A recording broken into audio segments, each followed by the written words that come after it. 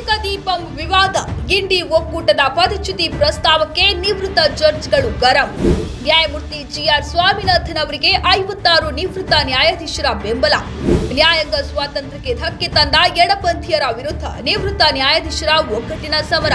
ತಮಿಳುನಾಡಿನ ತಿರುಪರಂಕುಂದ್ರಂ ಬೆಟ್ಟದಲ್ಲಿ ದರ್ಗಾದ ಬಳಿ ಇರುವ ಪ್ರಾಚೀನ ಕಲ್ಲಿನ ಕಂಬದ ಮೇಲೆ ಸಾಂಪ್ರದಾಯಿಕ ದೀಪ ಬೆಳಗಲು ಅನುಮತಿ ನೀಡಿದ್ದ ನ್ಯಾಯಾಧೀಶ ಜಿಆರ್ ಸ್ವಾಮಿನಾಥನ್ ಅವರನ್ನ ಮಹಾಭಿಯೋಗ ಪ್ರಸ್ತಾವನೆ ಮೂಲಕ ತೆಗೆದುಹಾಕಲು ಡಿಎಂಕೆ ಸೇರಿ ಇಂಡಿ ಒಕ್ಕೂಟದ ಮಿತ್ರ ಪಕ್ಷಗಳು ಪ್ರಯತ್ನಿಸುತ್ತಿರುವ ಬೆನ್ನಲ್ಲೇ ನಿವೃತ್ತ ಸುಪ್ರೀಂ ಕೋರ್ಟ್ ನ್ಯಾಯಾಧೀಶರು ಸೇರಿದಂತೆ 56 ಮಾಜಿ ನ್ಯಾಯಮೂರ್ತಿಗಳು ಮದ್ರಾಸ್ ಹೈಕೋರ್ಟ್ ನ್ಯಾಯಾಧೀಶರನ್ನ ಬೆಂಬಲಿಸಿ ಪತ್ರ ಬರೆದಿದ್ದಾರೆ. ಇತ್ತೀಚೆಗೆ ಮದ್ರಾಸ್ ಹೈಕೋರ್ಟ್ನ ನ್ಯಾಯಾಧೀಶರಾಗಿರುವ ಜಿಆರ್ ಸ್ವಾಮಿನಾಥನ್ ಅವರ ವಾಗ್ದಂಡನೆಗೆ ಆಗ್ರಹಿಸಿ ಕರ್ನಾಟಕದ 3 ಕಾಂಗ್ರೆಸ್ ಕಾರ್ಯಕರ್ತರು ಸೇರಿ ಇಂಡಿ ಒಕ್ಕೂಟದ 100ಕ್ಕೂ ಹೆಚ್ಚು ಸಂಸದರು ಸಹಿ ಹಾಕಿದ ಪ್ರಸ್ತಾವನೆಯನ್ನು ಲೋಕಸಭಾ ಸ್ಪೀಕರ್ ಓಂ ಬಿರ್ಲಾ ಅವರಿಗೆ ಸಲ್ಲಿಸಿದ್ದರು. ಇಂಡಿ ಒಕ್ಕೂಟಗಳ ಈ ನಡೆಗೆ ವಿರೋಧ ವ್ಯಕ್ತಪಡಿಸಿರುವ 56 ಹಿರಿಯ ನ್ಯಾಯಾಧೀಶರು ಪತ್ರದ ಮೂಲಕ ಗಂಭೀರ ಆಕ್ಷೇಪಣೆಗಳನ್ನು ವ್ಯಕ್ತಪಡಿಸಿದ್ದು, ಇದನ್ನು ಮುಂದುವರಿಸಲು ಬಿಟ್ಟರೆ ಅದು ನಮ್ಮ ಪ್ರಜಾಪ್ರಭುತ್ವದ ಬೇರುಗಳನ್ನು ಮತ್ತು ನ್ಯಾಯಾಂಗದ ಸ್ವಾತಂತ್ರ್ಯವನ್ನು ನಾಶಪಡಿಸುತ್ತದೆ ಎಂದು ನ್ಯಾಯಾಧೀಶರು ಎಚ್ಚರಿಸಿದ್ದಾರೆ. ಸಮಾಜದ ಒಂದು ನಿರ್ದಿಷ್ಟ ವರ್ಗದ ಸೈದ್ಧಾಂತಿಕ ಮತ್ತು ರಾಜಕೀಯ ನಿರೀಕ್ಷೆಗಳಿಗೆ ಅನುಗುಣವಾಗಿರದ ನ್ಯಾಯಾಧೀಶರನ್ನು ಬೆದರಿಸುವ ನಾಚಿಕೆಯಿಲ್ಲದ ಪ್ರಯತ್ನ ಎಂದು ನಿವೃತ್ತ ನ್ಯಾಯಾಧೀಶರು ಬಣ್ಣಿಸಿದ್ದಾರೆ.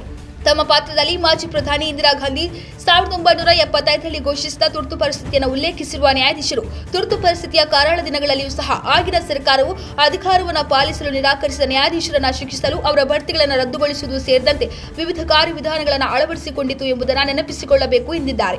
ಪತ್ರದಲ್ಲಿ 1973ರ ಕೇಶವಾನಂದ ಭಾರತಿ ಪ್ರಕರಣ ಸೇರಿದಂತೆ 3 ಗಮನಾರ್ಹ ತೀರ್ಪುಗಳನ್ನು ಸಹ ಉಲ್ಲೇಖಿಸಲಾಗಿದೆ.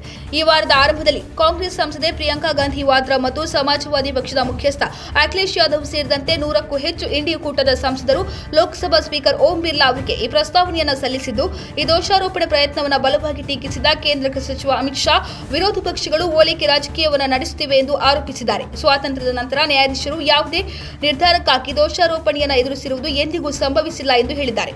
ಅವರು ತಮ್ಮ ಮತ ಬ್ಯಾಂಕ್ ಅನ್ನು ಓಲೈಸಲು ಈ ಕ್ರಮವನ್ನು ತೆಗೆದುಕೊಂಡಿದ್ದಾರೆ ಎಂದು ಆರೋಪಿಸಿದ್ದಾರೆ.